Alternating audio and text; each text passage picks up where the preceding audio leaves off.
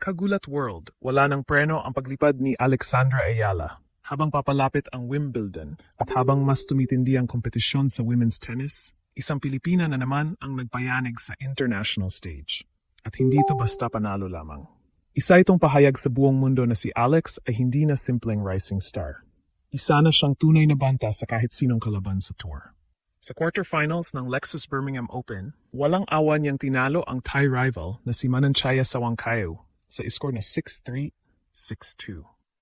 Isang dominanteng performance mula umpisa hanggang dulo na nagpasok sa kanya sa semifinals ng prestihiyosong grass court tournament. Pero mas lalong naging espesyal ang panalong ito dahil may kasaysayan ang dalawang manlalaro. Ito ang parehong Sawangkaew na minsang nagpahirap kay Alex sa Japan noong 2024. Ito rin ang parehong kalaban na tinalo ni Alex sa SEA Games para sa makasaysayang gintong medalya ng Pilipinas. Kaya nang magkita silang muli sa Birmingham, hindi lang ito simpleng quarterfinal match. Ito ay rematch. Ito ay pagkakaon para patunayan kung gaano nakalayo ang narating ng Pinay superstar. At ang resulta, hindi lang panalo, hindi lang revenge, kundi isang malinaw na mensahe sa buong tennis world. Handa na si Alex para sa mas malalaking laban. At habang mas dumarami ang nanood, mas lumalakas ang tanong ng mga fans. Hanggang saan kaya aabot ang pinakamalaking tennis sensation na ipinanganak ng Pilipinas? Kung may isang bagay na malinaw pagkatapos ng laban na ito, iyon ay ang katotohanang ibang klaseng Alex na ang nakikita natin ngayon. Hindi na ito ang batang prospect na dati nating sinusubaybayan sa juniors. Hindi na rin ito ang player na sinusubukang patunayan ang kanyang sarili laban sa mas matataas na ranked opponents. Ito na ngayon ang isang top-seeded player na pumapasok sa court na may kumpiyansa, may presensya, at may aura ng isang tunay na contender. Mula sa unang rally pa lamang laban kay Mananchaya Sawangkaew, makikita na agad ang pagkakaiba. Mas matatag ang kanyang galaw, mas mabilis ang kanyang decision-making, mas kontrolado ang bawat palo, at higit sa lahat, ramdam ang kanyang kumpiyansa sa grass court. Ito ang surface na matagal nang itinuturing na isa sa pinakamahirap laruin sa tennis. Mas mabilis ang bola, mas mababa ang talbog, at mas kaunti ang oras para makapag-adjust. Pero imbes na mahirapan, parang lalo pang gumanda ang laro ni Alex. Sa unang set, agad siyang naglatag ng agresibong estilo. Malalalim na returns, precise na backhand winners, matitinding serve na nagbibigay ng libreng puntos. Habang sinusubukan ni Sawangkaew na makahanap ng ritmo, patuloy namang dinidiktahan ni Alex ang takbo ng laban. Bawat service game niya ay parang deklarasyon na hindi siya papayag na mawala ang control. At nang makuha niya ang crucial break sa unang set, nagsimula ng maramdaman ng Thai camp ang problema. Hindi nila mapigilan ang momentum. Hindi nila mabasag ang depensa. At hindi nila masagot ang kombinasyon ng power at consistency ng Pinay star. Lumipas ang halos 48 minutes at hawak na ni Alex ang unang set, 6-3. Ngunit ang mas nakakabilib ay hindi ang score, kundi ang paraan kung paano niya ito nakuha. Walang panic, walang pagmamadali, walang senyales ng pressure. Para siyang veteranong sanay na sanay sa malalaking laban. At doon nagsimulang maniwala ang maraming nanonood na may posibilidad na hindi lang semifinals ang destinasyon ni Alex sa Birmingham. Dahil sa ipinakita niyang antas ng laro, maraming analysts ang nagsimulang magsabi na isa ito sa pinakamahusay niyang performances ngayong season. At kung ganito ang bersyon ni Alex na dadalhin niya papuntang Wimbledon, maaring mas marami pang sorpresa ang naghihintay para sa buong mundo. Pagpasok ng second set, maraming manlalaro ang karaniwang bumabagal matapos manalo sa unang set. Pero hindi si Alex. Sa katunayan, doon palalo naging malinaw kung bakit siya ang top seed ng torneo.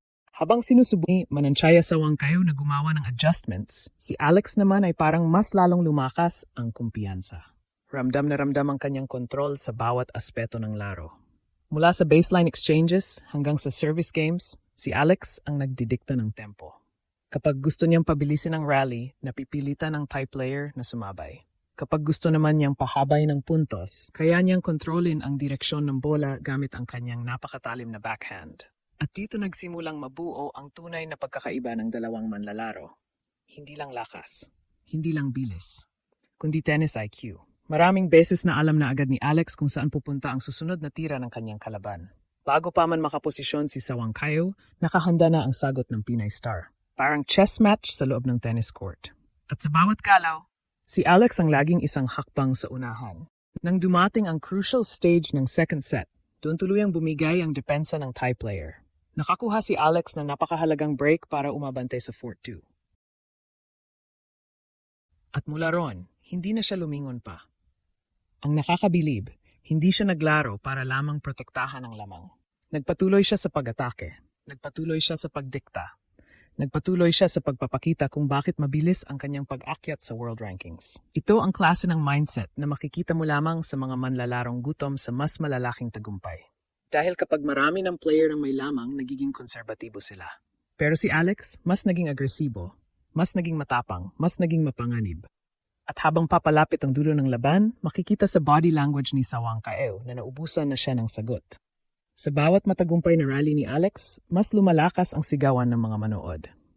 Sa bawat winner, mas nararamdaman ng crowd na may special silang nasasaksihan. Hindi lamang isang quarterfinal victory, kundi ang pag-uspong ng isang bagong puwersa sa women's tennis. Makalipas ang ilang minuto, dumating ang sandaling hinihintay ng mga Pilipinong fans. Isang malinis na pagtatapos, isang dominanteng final push, at isang scoreline na nagsabi ng lahat. 6-2, game, set, match. Alex, sa isang oras at ilang minuto lamang, natapos niya ang trabaho laban sa isang kalabang kilala rin sa pagiging matatag at palaban. Ngunit sa araw na iyon, ibang antas ang ipinakita ng Pinay Sensation. At kung may mga nagdududa pa noon kung karapat-dapat ba siyang tawaging isa sa pinakamainit na pangalan sa women's tennis ngayon, maaring nabawasan na ng husto ang bilang nila pagkatapos ng laban na ito. Dahil ang nakita ng buong mundo sa Birmingham ay hindi simpleng panalo. Ito ay isang pahayag, isang babala, at isang malinaw na mensahe na si Alex ay hindi na lamang nangangarap na makapasok sa elite level. Unti-unti na niya itong inaangkin. At ngayon, isang hakbang na lamang ang pagitan ni Alex at ng isa na namang malaking milestone sa kanyang mabilis na lumalagong karera. Mula sa pagiging junior champion hanggang sa pagiging isa sa pinakakilalang pangalan sa Asian tennis, patuloy niyang pinatutunayan na ang kanyang tagumpay ay hindi aksidente. Bawat panalo ay bunga ng mahabang sakripisyo, matinding disiplina, at walang sawang paniniwala sa kanyang kakayahan. Ang mas nakakatuwa para sa mga Pilipino, hindi lamang siya nananalo. Ginagawa niya ito laban sa mga dekalibreng kalaban sa pinakamalalaking entablado ng mundo. Sa Birmingham, muli niyang ipinakita na kaya niyang dominahin sa grass court, isang surface na critical habang papalapit ang Wimbledon. Ngayon, lahat ng mata ay nakatutok sa kanyang semifinal showdown laban kay Rebecca Masarova. Isa na namang malaking pagsubok ang naghihintay. Ngunit, base sa ipinapakita ni Alex, malinaw na handa siyang harapin ang kahit sinong nasa kabilang bahagi ng net. At habang patuloy siyang sumusulat ng kasaysayan, isang bagay ang sigurado. Mas marami pang kabanata ang darating sa kwento ni Alex. At buong Pilipinas, sabay-sabay na nangangarap kasama niya.